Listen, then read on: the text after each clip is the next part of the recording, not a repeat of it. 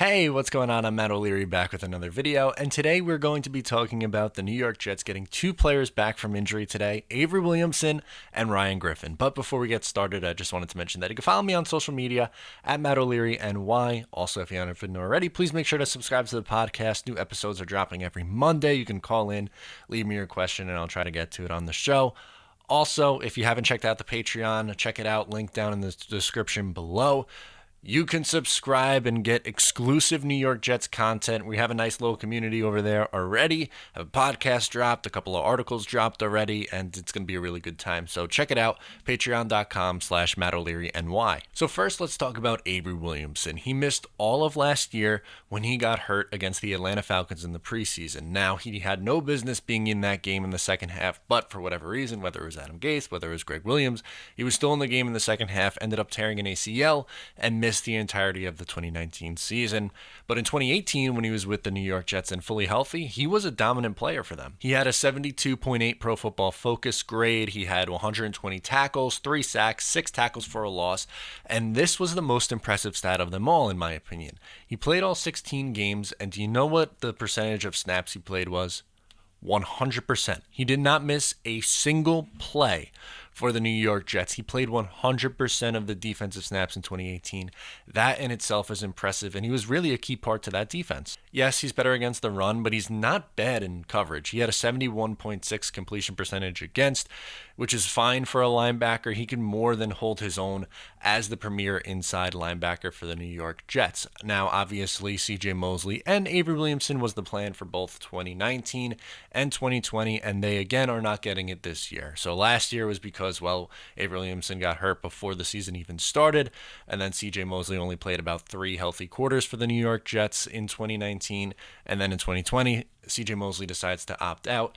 Avery Williamson is back and fully healthy, and he practiced today, which is a great sign because he is going to be one of the leaders on the defensive side of the ball. When you think about who the leaders are, Steve McClendon comes to mind. Then I would assume Bradley McDougall is going to be a leader. I know he just got here, but if you look at his body of work in Seattle, he is very much a leader mindset. And then outside of that, Avery Williamson is one of the veterans on this team as well, and one of the better players. He's going to wear the helmet with the mic in it so that he's picking up the plays from Greg Williams. He, I think, is going to play a really big role on this defense, and I'm excited to see what he can do. So this is really good news for the New York Jets getting him back.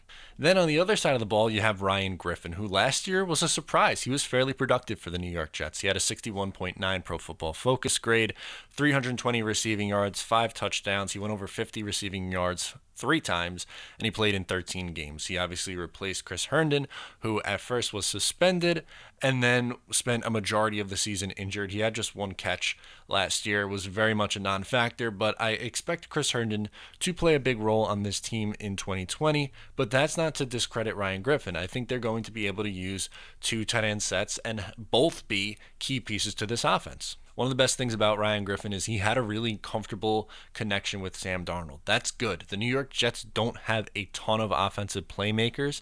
They have a bunch of, okay skill position players. Le'Veon Bell's probably their best skill position player, and we're hoping for him to take a step forward this year with a better offensive line.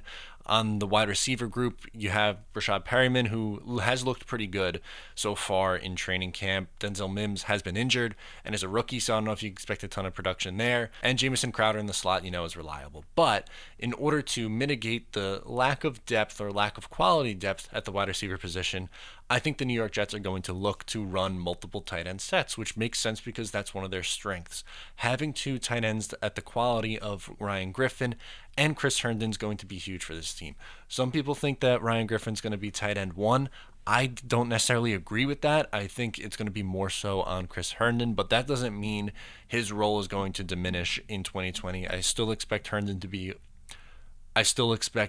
be a part of this offense and a rather productive player. Again, he signed a contract extension, which is something I wasn't expecting him to do because when he was brought in from the Houston Texans, he was like an okay spot starting tight end. He was pretty good for the New York Jets last year, and they have 2 tight ends who are more than capable of being starting tight ends in this league, which I think is a good thing. So just a little injury update in training camp so far for the New York Jets. I'm excited for both those guys to get back on the field. Like I said, Avery Williamson's going to be huge for that defense this year. I think one of the leaders at an important position at inside linebacker, and Ryan Griffin Griffin just continues to add more depth and another target in the passing game. So let me know in the comments down below what you think of both these guys coming back and what you expect for them this year. But for now, make sure to subscribe if you're new. I'm Matt O'Leary, and I'll talk to you next time.